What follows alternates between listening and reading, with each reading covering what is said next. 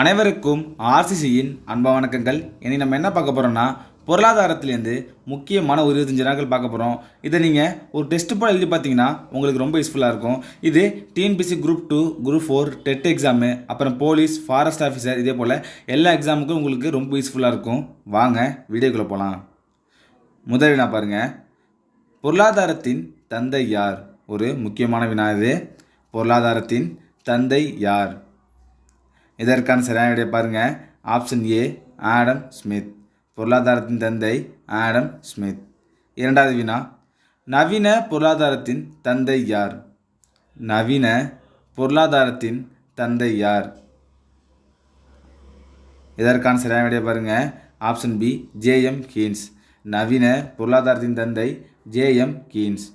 மூன்றாவது வினா, நாடுகளின் செல்வம் என்ற நூலை எழுதியவர் யார்? நாடுகளின் செல்வம் என்ற நூலை எழுதியவர் யார்? இதற்கான சரியான விடை பாருங்கள். Option C, Adam Smith. நாடுகளின் செல்வம் ஆடம் ஸ்மித். அடுத்த வினா, மானட்டா என்பது எந்த மொழிச்சொல்? மானட்டா என்பது எந்த மொழிச்சொல்? இது ஒரு முக்கியமான வினா.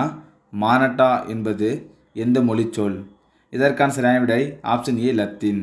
மானட்டா என்பது லத்தீன் மொழிச்சொல். ஐந்தாவது வினா, பணம் மட்டுமே பணத்தின் தேவை சந்திக்கும் என்று கூறியவர் யார்? பணம் மட்டுமே பணத்தின் தேவை சந்திக்கும் என்று கூறியவர் யார்?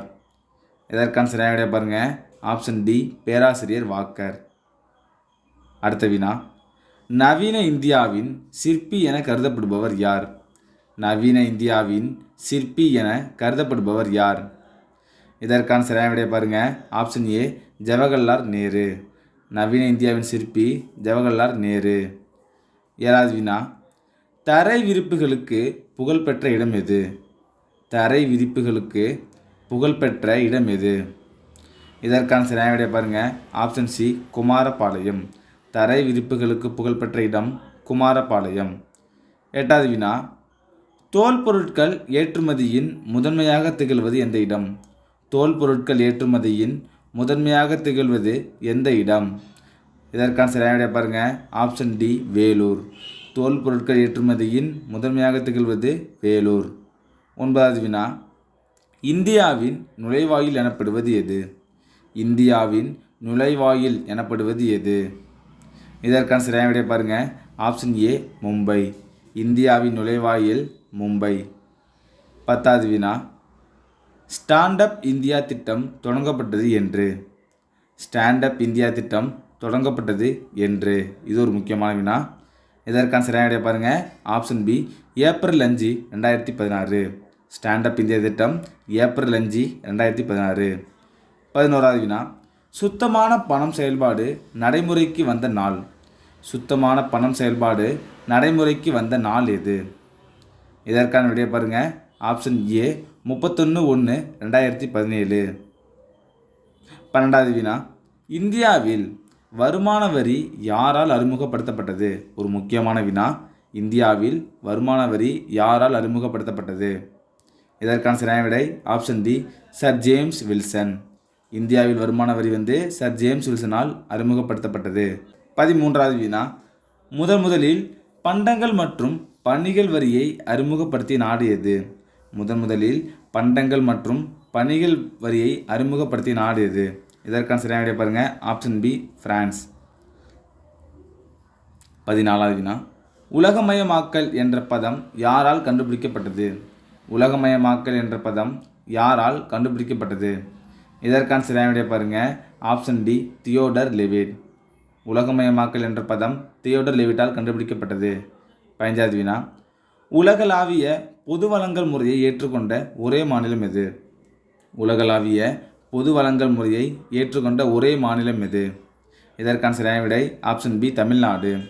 உலகளாவிய பொது வழங்கல் முறையை ஏற்றுக்கொண்ட ஒரே மாநிலம் தமிழ்நாடு. 16வது வினா, ஜிடிபியின் நவீன கருத்தை உருவாக்கியவர் யார்? ஜிடிபியின் நவீன கருத்தை உருவாக்கியவர் யார்? இதற்கான சரியான விடை பாருங்கள். Option A, Simon Kuznets. ஜிடிபியின் நவீன கருத்தை உருவாக்கியவர் சைமன் குஸ்னட். 17வது வினா, பாரதீப் துறைமுகம் உள்ள மாநிலம் எது? பாரதீப் துறைமுகம் உள்ள மாநிலம் எது? இதற்கான சரியான விடை ஆப்ஷன் சி ஒடிசா. பாரதீப் துறைமுகம் உள்ள மாநிலம் ஒடிசா. 18வது வினா, கப்பல் கட்டும் தொழிற்சாலை எங்கு அமைந்துள்ளது? கப்பல் கட்டும் தொழிற்சாலை எங்கு அமைந்துள்ளது? இதற்கான சரியான விடை பாருங்கள். Option D Cochin. கப்பல் கட்டும் தொழிற்சாலை கொச்சினில் அமைந்துள்ளது. அடுத்த வினா, நுகர்வோர் தினம் கொண்டாடப்படும் நாள் எது? நுகர்வோர் தினம் கொண்டாடப்படும் நாள் எது? இது ஒரு முக்கியமான வினா. இதற்கான சரியான விடை பாருங்கள். ஆப்ஷன் ஏ மார்ச் 15. நுகர்வோர் தினம் மார்ச் 15. 20வது வினா, இந்திய பணச்சந்தையின் பாதுகாவலன் யார்? இந்திய பணச்சந்தையின் பாதுகாவலன் யார்? இதற்கான சரியான விடை ஆப்ஷன் சி ரிசர்வ் வங்கி. இந்திய பணச்சந்தையின் பாதுகாவலன் ரிசர்வ் வங்கி. 21வது வினா, இது ஒரு முக்கியமான வினா, நல்லா பாருங்கள். மக்கள் தொகை கோட்பாடு பற்றி கூறியவர் யார்? மக்கள் தொகை கோட்பாடு பற்றி கூறியவர் யார்? இதற்கான சரியான விடை ஆப்ஷன் பி மால்தஸ். மக்கள் தொகை கோட்பாடு பற்றி கூறியவர் மால்தஸ். 22வது வினா, பண அளவு கோட்பாடு பற்றி கூறியவர் யார்? இது ஒரு முக்கியமான வினா. பண அளவு கோட்பாடு பற்றி கூறியவர் யார்? இதற்கான சரியான விடை பாருங்கள். Option C Irving Fisher. பண அளவு கோட்பாடு பற்றி கூறியவர் இர்விங் பிஷர். 23வது வினா, ஐந்தாண்டு திட்டத்தை முதலில் அறிமுகப்படுத்திய நாடு எது? ஐந்தாண்டு திட்டத்தை முதலில் அறிமுகப்படுத்திய நாடு எது? இதற்கான சரியான விடை ஆப்ஷன் ஏ சோவியத் ரஷ்யா. ஐந்தாண்டு திட்டத்தை முதலில் அறிமுகப்படுத்திய நாடு சோவியத் ரஷ்யா. 24வது வினா, இந்தியாவின் பணத்தின் குறியீட்டை உருவாக்கியவர் யார்? இந்தியாவின் பணத்தின் குறியீட்டை உருவாக்கியவர் யார்? இதற்கான சரியான விடை ஆப்ஷன் பி உதயகுமார். இந்தியாவின் பணத்தின் குறியீட்டை உருவாக்கியவர் உதயகுமார். கடைசி வினா, இந்திய பொருளாதாரம் என்பது ஒரு டேஸ் ஆகும். இந்திய பொருளாதாரம் என்பது ஒரு டேஸ் ஆகும். இதற்கான சரியான விடை ஆப்ஷன் சி வளர்ந்து வரும் பொருளாதாரம். இந்திய பொருளாதாரம் என்பது ஒரு வளர்ந்து வரும் பொருளாதாரம். நண்பர்களே, இன்றைக்கி நம்ம பொருளாதாரத்திலேருந்து முக்கியமான ஒரு 25 வினாக்கள் பார்த்தோம்.